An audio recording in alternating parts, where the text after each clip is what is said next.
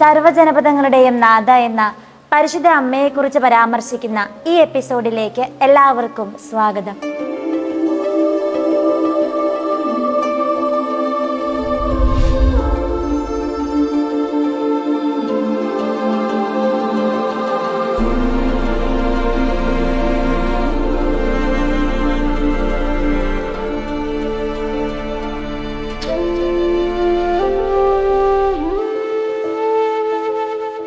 സർവ്വജനപദങ്ങളുടെയും നാഥ 1945 മാർച്ച് 25 മുതൽ 1950 വരെ ആംസ്റ്റർഡാമിൽ ഈഡ പെൻമാൻ എന്ന ഭക്തശ്രീക്ക് മാതാവ് പ്രത്യക്ഷപ്പെട്ട് 56 സന്ദേശങ്ങൾ നൽകിയിരുന്നു.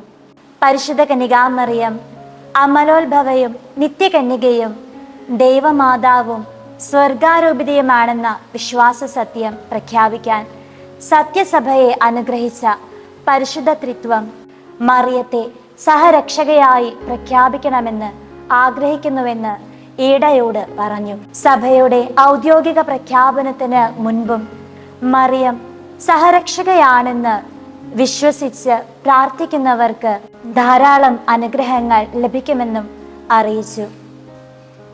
സഹരക്ഷകയായ മാതാവിൻ്റെ ചിത്രവും അമ്മ പഠിപ്പിച്ച പ്രാർത്ഥനയും ലോകം മുഴുവൻ പ്രചരിപ്പിക്കണമെന്ന് അമ്മ ഈടായോട് ആവശ്യപ്പെട്ടു. ചിത്രത്തിൽ കുരിശിന്റെ പശ്ചാത്തലത്തിൽ മാതാവ് ഭൂഗോളത്തിൽ നിൽക്കുന്നു. അമ്മയുടെ അരയിൽ ഒരു തുണി ചുറ്റിയിട്ടുണ്ട്.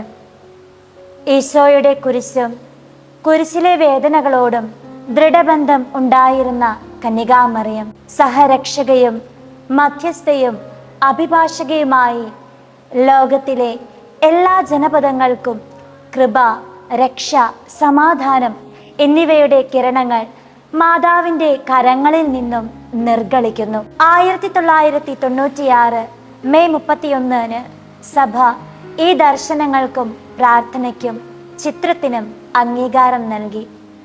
മാതാവ് പഠിപ്പിച്ച പ്രാർത്ഥന: ക്രിസ്തുനാഥ, നിത്യപിതാവിൻ്റെ പുത്ര, അങ്ങയുടെ അരൂപിയെ ഇപ്പോൾ ഭൂമിയിലേക്ക് അയക്കണമേ. എല്ലാ ജനപദങ്ങളുടെയും ഹൃദയത്തിൽ പരിശുദ്ധാത്മാവ് വസിക്കട്ടെ.